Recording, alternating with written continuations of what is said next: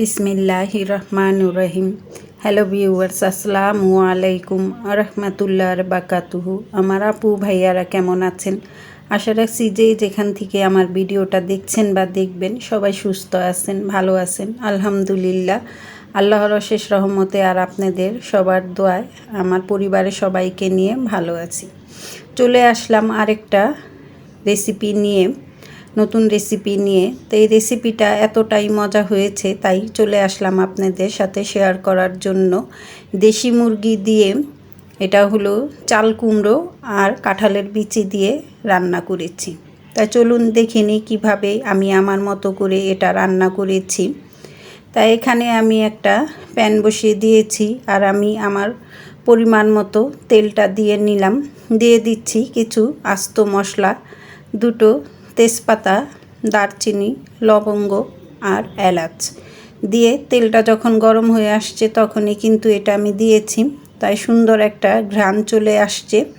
এখন এখানে আমি পেঁয়াজ কুচি অ্যাড করে দিব। আর আমার এই পেঁয়াজটা ছিল ফ্রোজেন করা, তাই আমি পরিমাণ মতো এখানে পেঁয়াজ দিয়ে হালকা একটু ভেজে নিব যাতে করে পেঁয়াজের কাঁচা গন্ধটা চলে যায়।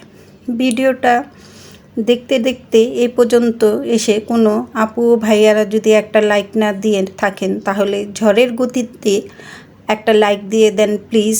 আর আমার রেসিপিটা পুরোটা দেখার চেষ্টা করবেন এবং একবারে বিশেষ করে অনুরোধ করছি, আমার মনিটাইজেশন চ্যানেল এটা, তা আপনারা অ্যাড আসবে আমার ভিডিওর মাঝে মাঝে হয়তো বা, তখন আপনারা অ্যাডসহ আমার রেসিপিটা দেখে নেবেন। যাই হোক, কথা বলতে বলতে পেঁয়াজটা একটু নরম হয়ে আসছে মতনই তখন আমি দিয়ে দিলাম ধুয়ে রাখা দেশি মুরগি। তা মুরগিটাকে একটু আমি পেঁয়াজের সাথে একটু ভেজে নিব। তা ভাজা হয়ে গেছে, এখন আমি আর কি এখানে দিয়ে দিব হাতের কাছে আমার রান্নাঘরে যে প্রয়োজনীয় মশলাগুলো থাকে সেগুলো দিয়ে দিচ্ছি। আপনারা আপনাদের পরিমাণ মতো দিয়ে নেবেন। প্রথমেই দিয়ে দিচ্ছি আদা রসুনের পেস্ট, 1 টেবিল পরিমাণ এখানে আদা রসুনের পেস্ট দিয়ে দিচ্ছি। দিয়ে দিব আধা চা চামচ হলুদের গুঁড়ো। আমি এখানে আজকে হলুদের গুঁড়োটা একটু কম ব্যবহার করেছি, চাইলে আপনারা বেশি কম করে আপনাদের পরিমাণ মতো বুঝে দিয়ে দিবেন। দিয়ে দিচ্ছি চা চামচের 1 চামচ পরিমাণের মতো শুকনো মরিচের গুঁড়ো আর 1 চা চামচের মতো ধনিয়ার গুঁড়ো। আর দিয়ে দিব এখন এখানে জিরা গুঁড়ো। তাই জিরাটা আমি পাটায় পিষে নিয়েছি, এটা গুঁড়ো না, এটা আমি পাটায় বেটে নিয়েছিলাম। সেই জিরাটা এখানে দিয়ে নিলাম 1 চা চামচ। আর এখন দিয়ে দিব পরিমাণ মতো লবণ। দিয়ে এখন আমি মশলাটাকে মাংসর সাথে ভালো মতো একটু কষিয়ে নেব। আর এটা ঢাকনা দিয়ে আমি এখন একটু কষিয়ে নিচ্ছি, কেননা মাংসের থেকে একটু পানিও উঠতে পারে, যেহেতু লবণটা এখন অ্যাড করেছি তার জন্য। তাই তো মাংসটা কিন্তু আমি কষিয়ে নিয়েছি, কিন্তু এখনও পর্যন্ত কিন্তু মশলার যে একটা কাঁচা গন্ধ সেটা কিন্তু যায়নি। তার জন্য এখানে আমি একবার সামান্য পরিমাণ চায়ের যে কাপ সেই কাপের আধা কাপ পরিমাণ এখানে আমি পানি দিয়ে নিলাম। একবারে অল্প করেই দিয়ে নিয়েছি, কেননা অর্ধেকটা তো কষানো হয়ে গেছে আর বাকি যে একটু মশলার কাঁচা গন্ধ আসছে সেটা এখন আমি ঢাকনা দিয়ে ঢেকে কষিয়ে নেব এবং মাংসটাও কিছুটা রান্না হয়ে আসবে। এই পর্যন্ত কোনো নতুন আপু ও ভাইয়ারা যদি আমার রেসিপিটার কোথাও কোনো অংশে আপনাদের কাছে ভালো লেগে যায় তাহলে সাবস্ক্রাইব করে দিবেন এবং পাশে থাকা বেল বাটনটা অন করে দিবেন। পাশে থাকা বেল বাটনটা অন করলে আপনাদের কাছে আমার নতুন নতুন রেসিপিগুলো আগে থেকেই চলে যাবে। আপনারা আপনাদের সময় সুযোগ বুঝে আমার ভিডিওটা দেখে নেবেন। আর ছোট করে একটি কমেন্ট করে যাবেন যাতে করে আমি আবার আপনাদের কাছে পৌঁছে যেতে পারি। যাই হোক, মাংসটা কষিয়ে নিয়েছি। এখন হলো এই পর্যায়ে আমি দিয়ে দিলাম কাঁঠালের বিচি। তা কাঁঠালের বিচিটা যেহেতু এখন আর কি টাটকা, এটা আর কি নতুন কাঁঠালের বিচি, তাই এই বিচিটা একটু কষ মতো লাগবে। আর যেহেতু আমি বিচিটাকে আর কি পাটায় আর কি এটা ঘষে নিয়ে নেই, এখানে কিছুই নেই, তার জন্য আমি বিচিটাকে হালকা একটু ভাপ দিয়ে নিয়েছি, যাতে করে যে রান্নার পরে কিন্তু যখন নাকি আমরা কাঁঠালের বিচিটা দিয়ে দিই তখন কিন্তু কাঁঠালের বিচির থেকে কিন্তু একটা লাল পানি বার হয়। তার জন্য একটু ভাপ দিয়ে নেবেন, তাহলে কিন্তু তরকারির কালারটা ঠিক থাকবে।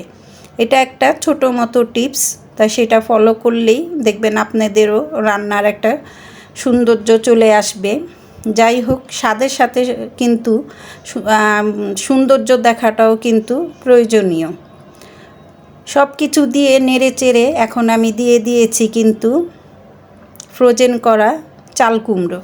তা ফ্রোজেন করা চাল কুমড়োটা দেখতেই পেলেন, এটা কিন্তু একটু কালার নষ্ট হয়নি। আমি কিন্তু এটা ফ্রোজেন করাই ছিল, আর সেটাই আমি এখানে দিয়ে দিয়েছি এবং ঢাকনা দিয়ে ঢেকে চাল কুমড়োর থেকেও কিছুটা পানি উঠেছে।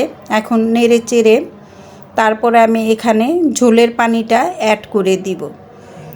তাই ঝোলের পানিটা অ্যাড করে দিব একবার পরিমাণ মতোই, কারণ হলো এখানে চাল কুমড়োটাও ফ্রোজেন করা ছিল, তার মানে একটু আমি ভাপ দিয়ে রেখেছিলাম, আর কাঁঠালের বিচিটাও মুরগির সাথেই কিন্তু বেশখানি সিদ্ধ হয়ে গেছে।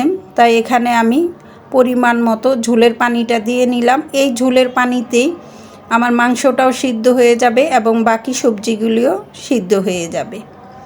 এখন আমি এটা ঢাকনা দিয়ে ঢেকে তারপরে রান্না করে নিব। তা চলে আসলাম কিছুক্ষণ পর। তাই এখন আমার কিন্তু মুরগির মাংসটাও সিদ্ধ হয়ে গেছে এবং কাঁঠালের বিচিটাও সিদ্ধ হয়ে গিয়েছে। এই পর্যায়ে এসে এখন আমি একটা পাকা টমেটো দিয়ে দিচ্ছি। পাকা টমেটোটা দিয়ে আবারও ঢাকনা দিয়ে 2-1 মিনিটের মতো রেখে তারপরে এখানে আমি অ্যাড করে দিব আরেকটা জিনিস, এটা হলো ধনিয়া পাতা। তো এই ধনিয়া পাতাটা দিয়ে একবার এরকম চিকেন রান্না করে খেয়ে দেখবেন, মাশাল্লাহ এত স্বাদ হয় যে বলার বাহিরে। আমার মতো করে এভাবে একবার চেষ্টা করবেন ট্রাই করার জন্য, নিরাশ হবেন না বা নো ফেল। এতটাই মজা হয়েছে। একটু মুখরোচক করার জন্য এই রেসিপিটা কিন্তু একবার ট্রাই করা যায়। কি বলেন আপনারা? দেখতে কিন্তু মাশাল্লাহ সেই রকম হয়েছে। আর আমি এর মধ্যেই লবণটাও চেক করে নিয়েছি, সব কিছু পারফেক্ট হয়েছে।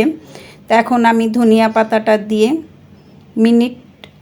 2 মিনিটের মতো আর কি ঢাকনা দিয়ে ঢেকে দমে রেখে দিব।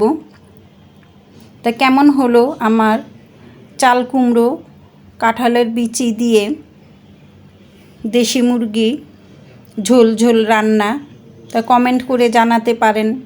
আর যদি ভালো লাগে আপনারাও ট্রাই করবেন।